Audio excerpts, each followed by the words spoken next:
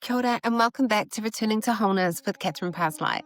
I'm your host, Catherine Parr, and today on the show, I am joined by Māori artist, moko practitioner, kai whakairoa, taonga pūoro practitioner, James Webster, whose work spans across the revival and expression of Māori arts, storytelling, sound, and ancestral knowledge.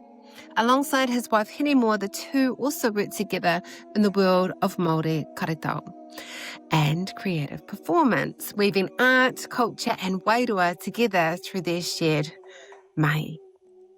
In this episode, we kōrero about whakapapa, creativity, wairua, ancestral gifts, sound healing, moko, and the revival of Māori arts and traditions.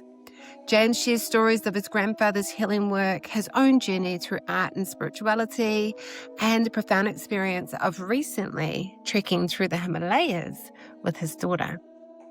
This is a beautiful, grounded, and deeply insightful conversation around identity, activation, and remembering who you are. So sit back, relax, and enjoy this beautiful kōrero with James Webster.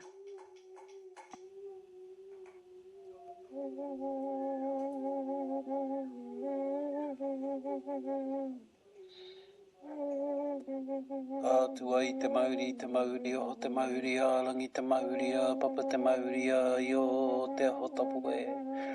Tau ana te Māori o ngā atua, tau ana te Māori o ngā tūpuna. Tau ana te Māori o te tangata. Ka taua e, ka toa e, tā te Māori hui e, taiki e.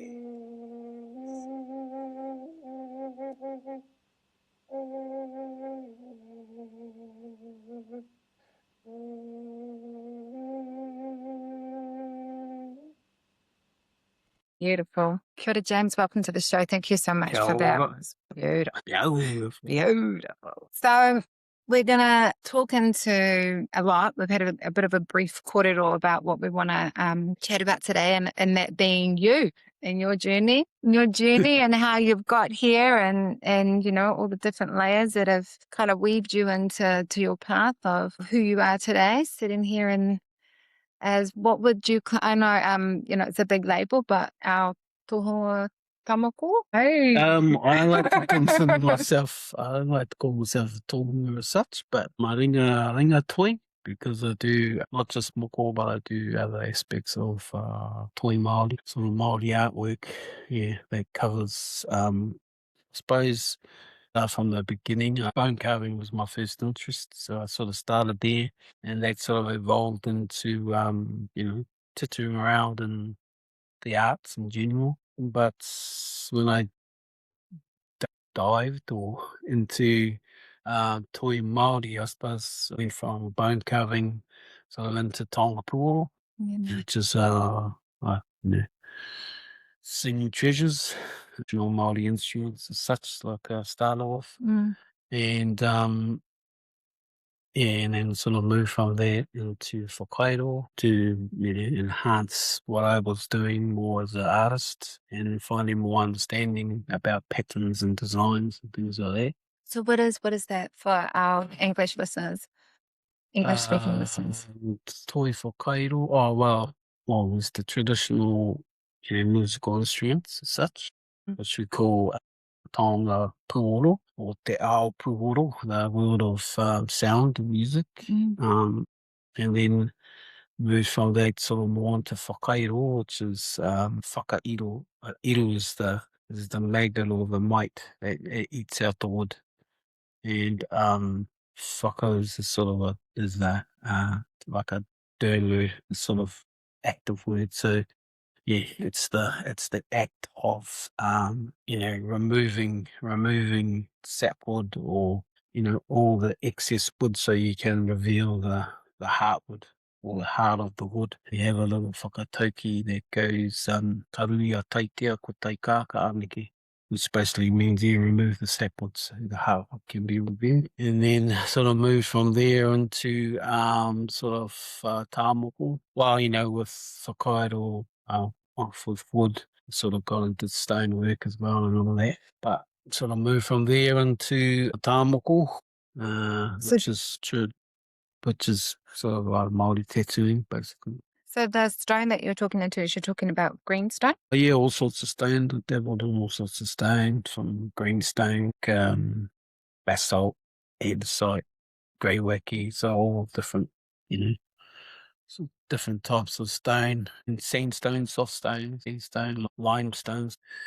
And then, yeah, after whakaaro, I got into sort of tamako, sort of working on the skin and stuff. Yeah, which was, I resisted that for a long time, but then eventually came to a place where, yeah, sort of life spoke to me, or my tikuna spoke to me, or what I call tap on the shoulder, go this way. Yeah, so I've been working at that since I started, which would be 25 years now. Oh, wow. 25 years. So see, started when I was 35, quite late, compared to a lot of, more wireless these days. But, that was only because it was in the process of revival. And so that's taking root back into our culture now too. So there's a lot of younger moko artists coming through. They're awesome mahi. And then there was a space in my life where I started wondering how I could contribute to the revival of some of our art forms. Which sort of took me to what we call the karita, which is our Māori puppet. Yes. Yeah. You do that with your wife? And so I do that with the hinimoa.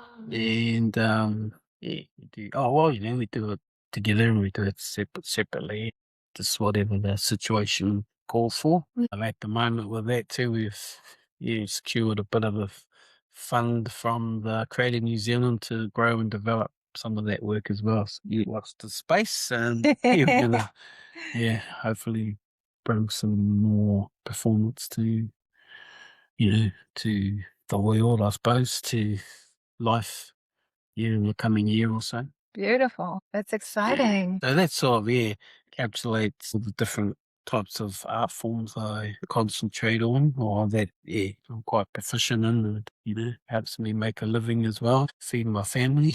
Yeah. Pay the mortgage. Absolutely. Gas in the cars. So with tamoko, I know a lot of people, I know it's kind of trending as well. So let's kōrero into a moko Kauae. What are your thoughts, and how straight to to Kauae. it? Oh, is that a sign that you're looking at wanting to get your chin done, Catherine? I don't know how to kōrero Māori properly, so I can't do the look. Well, see, that's another kōrero. Yeah, those are all questions that people ask. You talk about Kauae, you talk about, we got one coming up in Himalayan's marae at the end of this month, actually, and we had a Zoom the other day, and, just the potential recipients, because they wanted to know a little bit more about moko and stuff. So me and a guy called Jake, there were going to be two of the moko artists along with Julie Pengali. Yeah, we're there to ask questions and stuff like that. And that was one of the questions about, like, can I, is it kosher, or can I get moko Kauae if I can't speak Māori, or any moko for that? And we're saying it's not a prerequisite to receive Kauae, but it does, it does help in aid your wearing and, being and living with your Kauae, whether it be your Kauae or your mata or any moko that's applied to the body. But obviously, if it's applied to your face, unless you want to wear a, mask, or thick to makeup, cover it up, or a, what do you call it? Yeah, a mask. You're making the ultimate statement of who you are, identity of. So is there any, traditionally Kauae was passed down? Yep, some was passed down. Sometimes, because, not every iwi or people had moko and moko artists. From what I understand, they used to have like traveling moko artists, like we as moko artists today still travel and go places and do moko. And so it's always sort of been like that. And then sometimes, if the moko artist was coming to town, they'd just line up people and Okay, you're going to get this after this battle, or you're going to get this after your tupuna, or and then it wasn't always, from what I understand, it wasn't always a pleasurable experience for people. Sometimes people were forced to get it, So yeah, it's because we've got this whole romanticism about it now, that our noble tupuna. In order to have mana. Yeah, back to some rangatira, and so which is fair enough because we want to honor these traditions and these art forms and reintroduce them and bring it back into our culture as a positive statement and expression of who we are. Yeah, our mana or our as a sort of almost too as a political statement to say that, kei te ora tonu, mai tātou tīngi Māori, with a government that's willing to cut back on, real labels in the beehive and all that sort of stuff. It's like, why? It's just backwards, man, But, that's the colonial project. Yes. Yeah, it's the colonial project at that. And it is something that has happened in many cultures as well. We're not the only Indigenous culture that is being targeted in that area as well. Not minimizing it, but I guess it's just kind of showing that it's not about us. This is about them and their limited ability to see everybody as one. Yes. Anyway, another kōrero, but we won't go there. So, so you started off. So I've known James for a long time, and we had a good chat the last time we caught up around James's background. Your grandfather was matakite. Yeah, my grandfather, his name was Hiko Uerata. All I really know about him in my 20 years, he passed away when I was 20, and he used to live in Opanaki, so we used to visit him every summer. My mum made sure that she, saved enough money to take us on an excursion to see her father and hang out in Opanaki, which was awesome. Awesome memories as a kid about that, but, he used to have his patience, I suppose, come around, and when we were there at times, and I always remember him. And used to be a bit scared of it actually, because couldn't speak Māori, and he used to do like this foreign tongue, I was like, what the hell? And I remember he had a big oval oak table that sat in the lounge, and these chairs used to hang out in the corner of the table, sort of observe, But his thing was just hands, bit like Reiki. Yeah, just hands over the body. Used to do water and karakia, basically. That was his thing.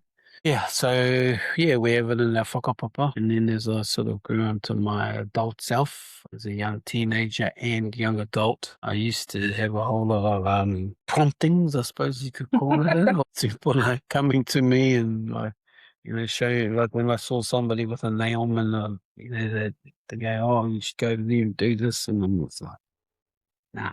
I just said no. And and I suppose as a young man coming through those stages too, I was doing my building apprenticeship, St. Stephen's College, and went straight into apprenticeship building course, Māori Affairs Trade Training, 2 years with them, and then finished my my apprenticeship off with a fellow called MJ Ellingham. But and I was I was a young fella, and used to drink a lot and smoke a lot and Party. Yeah, party a lot.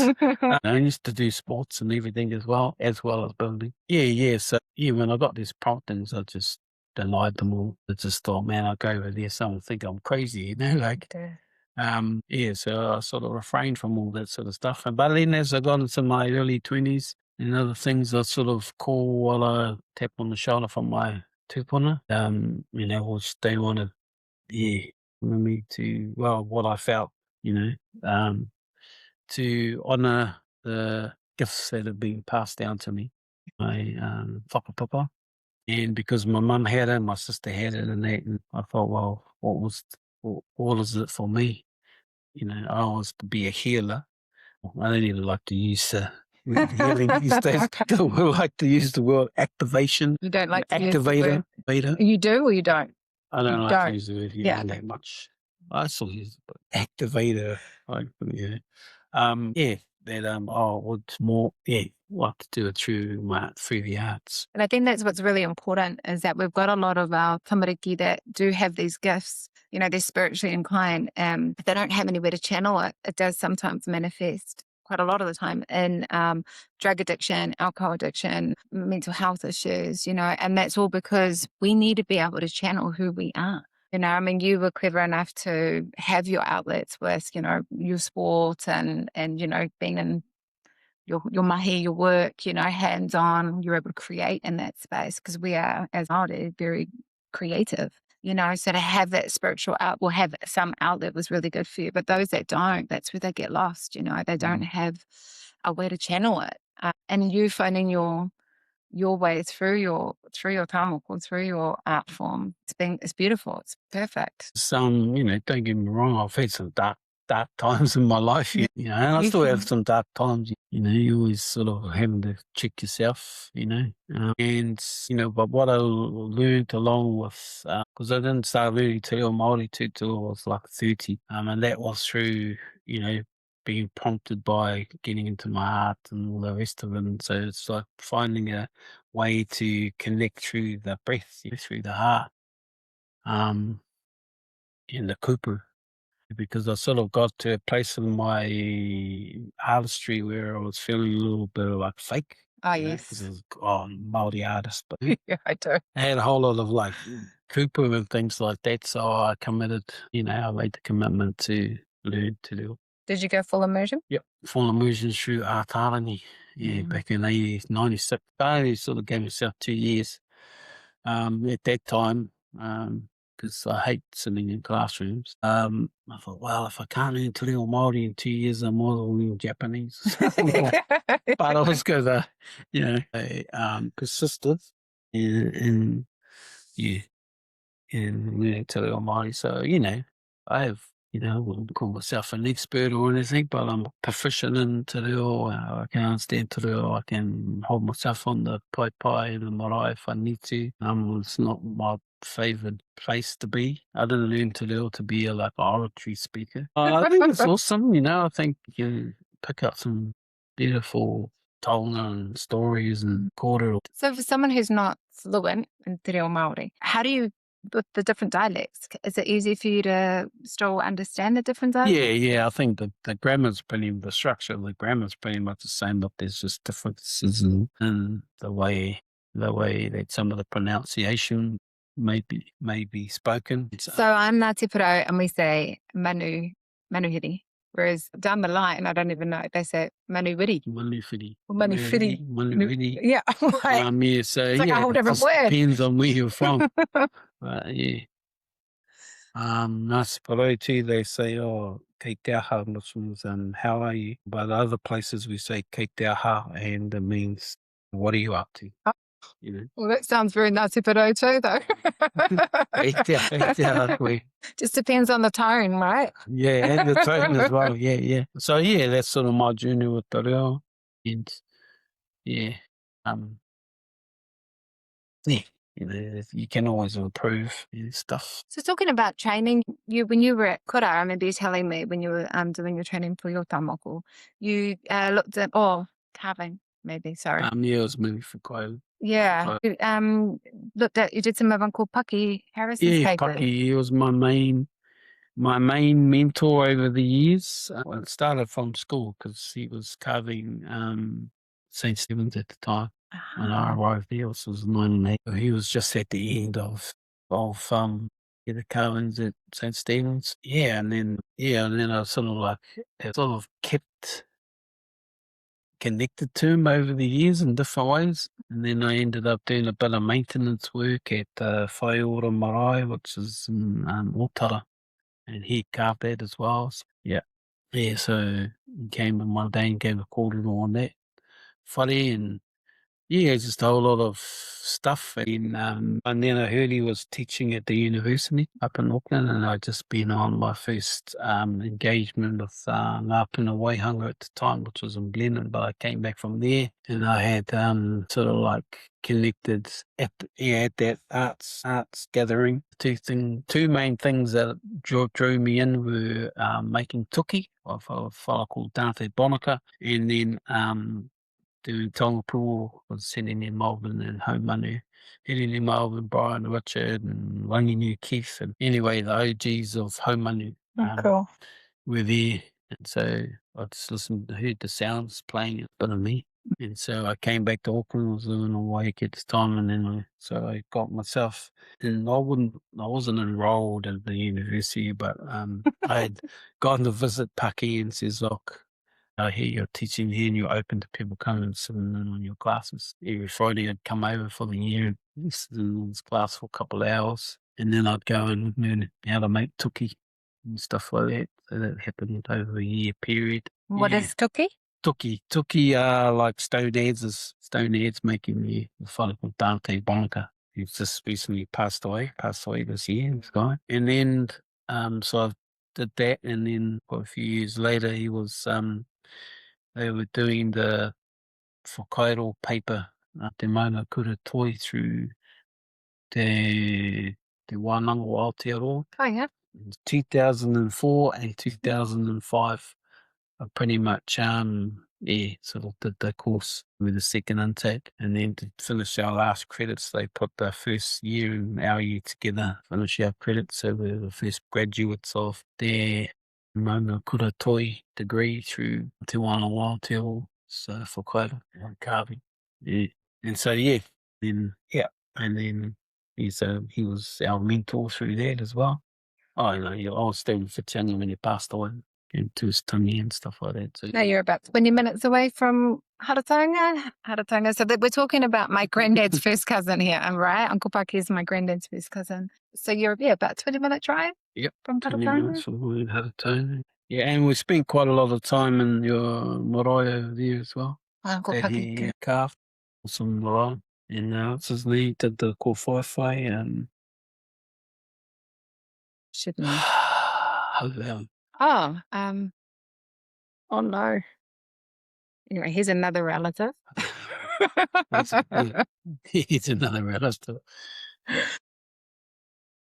So when we look at the interconnectedness of the spiritual mahi that your tupuna, your grandfather and your mama. Yeah, my mama and my sister. And your sister. So brothers, for your kōrero, he would have said, and this is grandfather, he would have said that he was doing miri.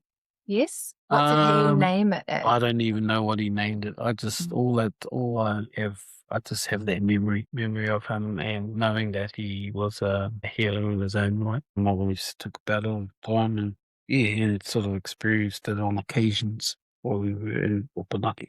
Hands-on, or hands-on as in the room? Yeah, in the room, Yeah. And because mama was Reiki.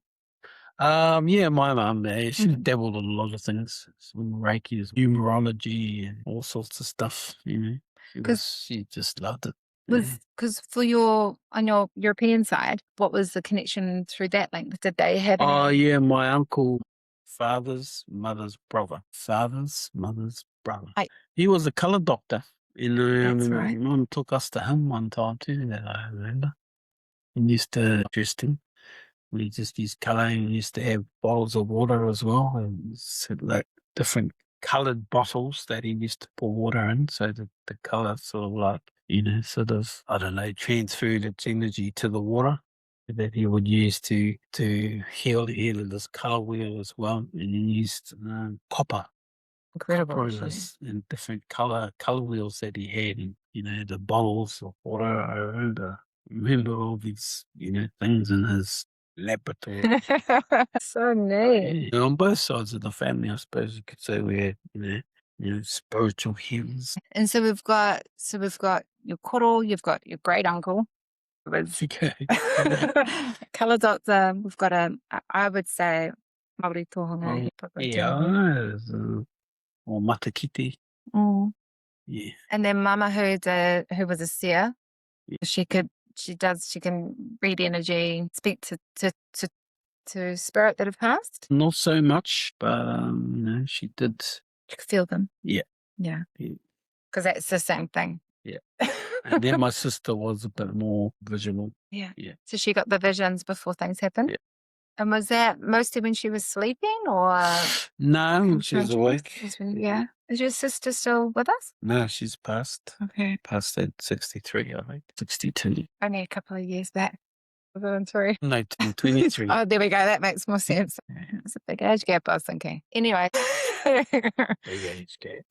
And now there's just you now doing this mahi. Oh, I'm just doing my mahi. Yeah.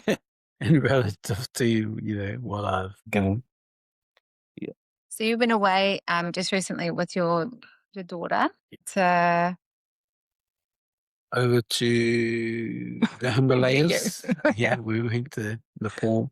It was hard. But it was, it was rewarding, once you get through it, like a lot of things, things are trying and quite difficult, just in the quagmire of it all, until you pull yourself out a little and lift yourself above it. Yeah. So, yeah, that was pretty cool. I've been back just over a week.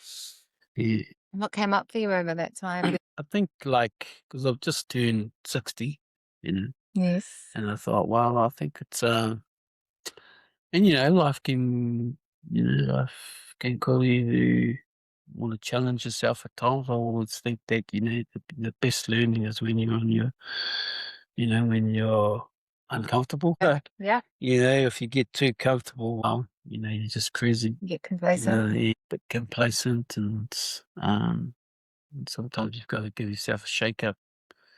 And so I suppose going to Nepal was a bit of a shake-up for me, because I don't know, I sort of operate on this idea that, the common sort of kōrero is that, human lifespan's 75 years, on average. Of course, people die earlier, people live way longer. But, on average, 75. I thought, I'm turning 60 cycles around the sun. And if that's the case, what I want to do with my next 15 years. Yes. And so, I think I'll give myself a challenge, reactivate myself, and give myself another kickstart, and go for a hike up. So you have to take a laugh. Yeah, my family, or my sister, one of my sisters was like, God, why do you have to go over there? Why can't you just walk up a mountain in New Zealand? And I'm like, yeah, well, I can, but I've chosen to go over there. What a beautiful experience with your daughter. I would have. Yeah, it was challenging. That was challenging too. Oh yeah, I bet. Yeah. But yeah, we sorted things out, and we come back still Talking to each other. And she lives here with us too, so that's all cool. She's 18. Yeah, but I think it's sort of hard to describe when you're up there, because the days are so physical. Because you're walking for 8 hours, and I was the snail on the trail, so I only walked. I was an hour and a half, 2 hours behind everybody every day, because I was dragging myself, and in the air for oxygen, the lack of oxygen, and then sucking in the air and trying to walk. And sort of maintain some sort of calmness, because you're just sort of quite angry. And, yeah. Because you're slow, and these people, what am I doing? And you go, what the hell am I doing here? But you can always turn around and go back, but nah, keep going. So I'd walk for 8 to 9 hours for the day, and then I'd be that tired when I got to the accommodation. I'd just go straight to my room and go to sleep. Wasn't everybody doing that though? I can't imagine there was a lot of partying going on after a day like that. Not everybody was doing it. People were still maintaining conversations and hanging out, talking, eating food and all that. Wasn't eating that much. So I lost 7 kgs while I was there too. Which was great fitness program. Yeah. So all or nothing one. Yeah. But there were some places up there too, there's this one spot that you go through where there's all these memorials for people that have passed away on the mountain. From trying to summit, or just have passed away. Yeah. So there's all these stacked rocks in this particular area, and got a bit of a hit of, energy through there. And I sort of took my instruments and played my instruments along the way and that as well. You find yourself going through all your different emotions too, and you speak of a few times having a little cry about different things, especially at this memorial spot. A couple of times up in memorial spots that are up there. And just because, it's all Buddhist up there, right? You go up there and there's the flags and along the trail, there's, like, all these stones. Well, when people carve all these stones, because they're all carved, like big stones to just like little, sort of flat stones as well, with all the prayers sort of carved into them, and then that's all stacked up. And then the thing is, one of the tikanga is where you've got to pass them on your right shoulder. So yeah. And then because you have all the prayer wheels and stuff that are there as well, so you pass those on your right shoulder too, sort of push them and twist them around, and part of the kōrero that we understand, or I understand, is that when you press the prayer wheel, it spins and sends all the vibration of the karakia, or the prayer that's embossed on the prayer wheels out into the wheel. And same with the flags, so they're flowing in the wind, but they're sending out a vibration relative to all the prayers that are being attached to them. Do you see much of a muchness with Māori tikanga and theirs, or is there any interconnectedness? I didn't find it myself. I didn't see it myself. Maybe some of the thoughts behind, prayers and karakia out, on the wind and vibration. Yes. But our practice is quite different. More grounded? Yeah. No, I think these are more grounded. Oh, wow. I think there's a way more grounded because they've got an ancient history of it installed deep in the practice. Yeah, I think we've been a little bit too colonized. Oh. Yeah, I think we've been quite colonized, and we don't practice it in the same light as we may have done in the past. Have you been to Rarotonga? And do you know much about their, clearly they say that we come from there, and you believe that? Well, yeah, we passed through there. It's through there. Yeah, it's really according to Tahiti. Yeah. They called it all about the whieke, and the tentacles and arms that sort of spread out into the Pacific. Yeah, because they talk about Māori as being the head of the octopus, and then there's 8 mountains when you go up to a particular platform up in the hills. There's 8 moment, and each one of those are different tentacle that spreads out into the Pacific. And the tentacle that comes to Aotearoa goes past Rarotonga. So they say that Māori are still relatively young in regards to the Pacific. What is your belief on that? Well, I think that they were, it was one of the last places to be occupied, I suppose, by Pacific. But, have understanding that there were people here before Māori arrived as well. And so we integrated into although we integrated them into, our way of being. Okay. From what I understand. So we're not the indigenous people of Aotearoa? Well, we sort of are still. Yeah. Because we're all in that way. Through the Pacific connections. This is my understanding, way of being. Well, I think that's just from me traveling and, meeting people and listening to, I haven't chucked myself into, like history books and tried to research anything.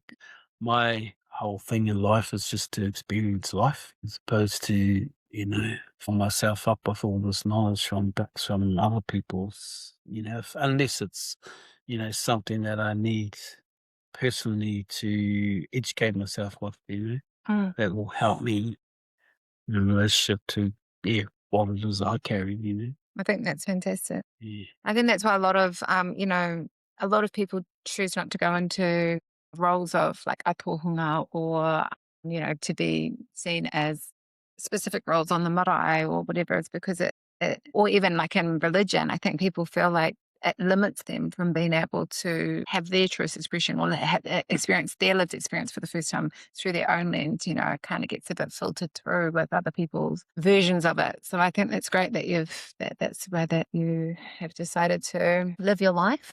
Yeah, well, I only like to sort of, share stories and stuff from lived experience as opposed to, Yeah. nothing against that for other people, but it's not my go-to. Yeah, so, people ask me, have you studied up on Everest? I said, well, I've got a certain amount of information. We had a couple of huis with our crew that were going over, and all the medical team, talked about the medical side of things that could happen, what they had in place to, deal with situations and this as well. And, stuff's been coming up on my algorithms because, in the conversation. But I try not to look at too much of them because I don't want it to sort of cloud my own experience with Yes. going and being. So I just wanted to go there and, experience not being able to walk more than 10 steps because, the air and the altitude, because the air was sudden, or whatever, just drained all my energy, so I only walk 10 steps at a time or even less sometimes, and had to gasp for air and then, next lot and do that for 2 hours, like it's like hard, mate, and so it's like, you say yourself, why do I do this for, But I've already said to myself, now that I what's there, maybe go back and, just take that a little step further and get the base camp just because there was a goal. And now once you've experienced something, you can go back with different eyes and different vibration into it. And carry yourself a bit more, prepare yourself a bit more, like doing more exercise and, Yeah. Will you go do the whole thing again or will you? Yeah, I probably would. I think so. Straight up, I was like, nah. Do this. But after I've come back and I'm like listening going, nah, I'm never doing that. Yeah. Yeah. Yeah. Try and make it more of a sort of enjoyable experience as opposed to just hard work. Yeah. Not that I'm afraid of hard work. So so when you're over there, you're having like these different epiphanies, all this different stuff's coming up in you. What was the kind of takeaway for you coming back? Like, what was the real, like, hey, this is what I want to do with my life now? Did we have any of those moments or? I love doing what I do. Yeah. I love being creative. I think sometimes when you've been at it for, it's your livelihood too, a job. It's been a long time since I've actually just sat down and just been creative, like just allowing my creativity to well up and produce something, because I get commissioned and things like that. So it's all, I want this and want that, and, so it's all sort of economic based. It's going to be a bit of a killer. I did archers sculpture residency in France in 2023. And I came back from that thinking I was doing arts residencies, dedicate time and and a place and the time to just be creative as opposed to being on the grind with having to create economic sake. But it's a level of responsibility that you carry too with this mahi as well, and I think that's also what you're carrying in your mahi. It's not just yeah, that's right. Well, it has to. Yeah, because you are responsible for the work you do because it's not just yours. If you're connected to your culture and to your ancestry, so you are responsible to how you carry that and how you disseminate it all. Yeah, that's heavy. And do you believe that the respect is still there as it used to be for your mahi? I think, I think there's still, there's been a lot of hard work done to revive taonga puoro and all that sort of stuff. Yeah, you just got to keep honouring the work by re-honouring the work, and the way in which you roll it out. And there's more education. People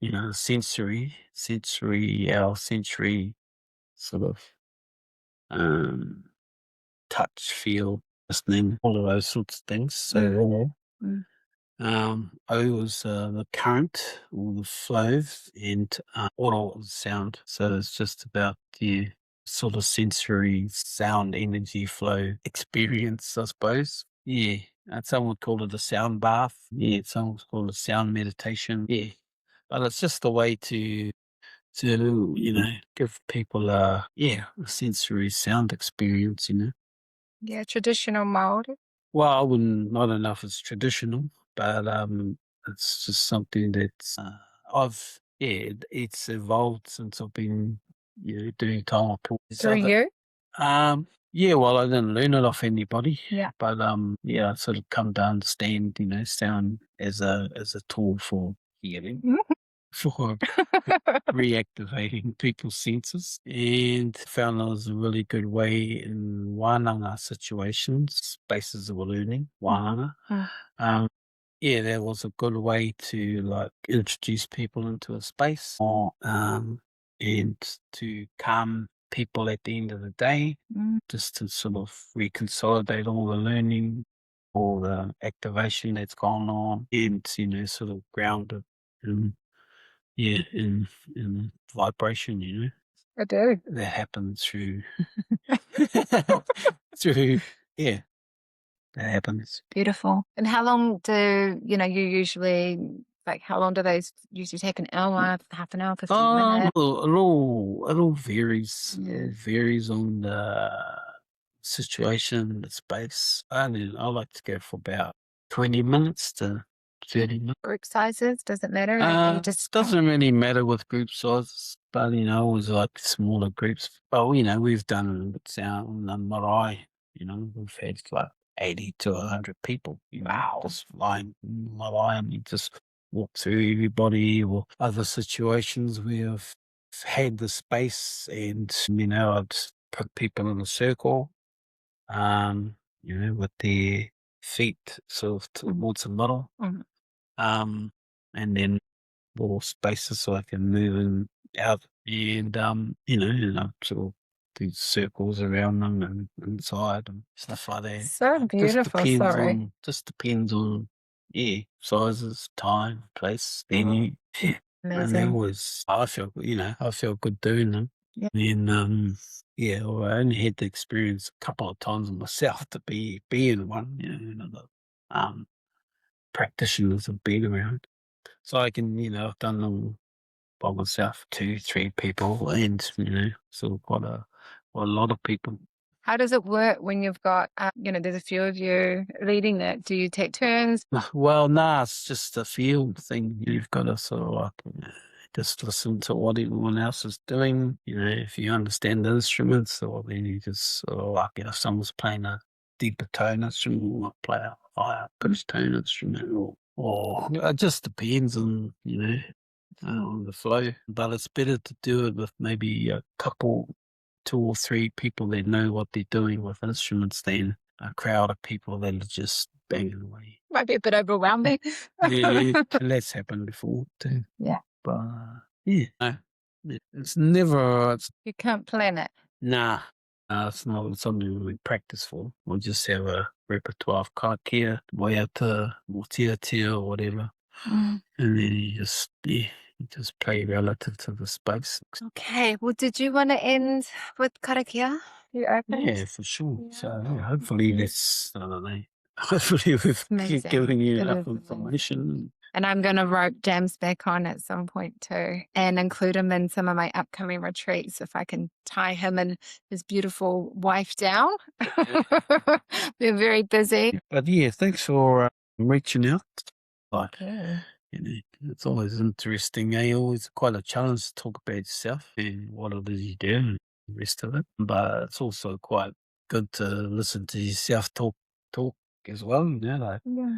And especially relative to some questions people ask, it sort of triggers memory and thoughts about stuff that you wouldn't necessarily think about otherwise, because you're just too busy getting on with the day. Life thing. Yeah.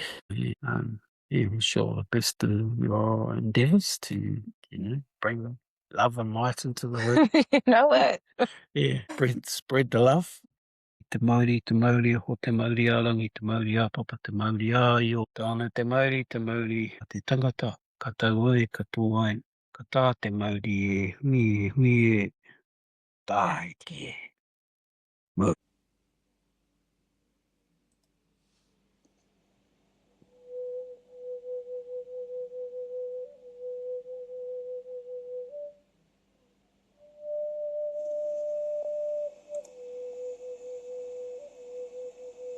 Kua tau ai te Māori, oho te Māori alangi, te Māori papa, te Māori io, te oho tapu e. Tau ana te Māori o ngā atua, tau ana te Māori o ngā tukuna. Tau ana te Māori o te tangata. Ka tau ai, ka tō ai, tā te Māori e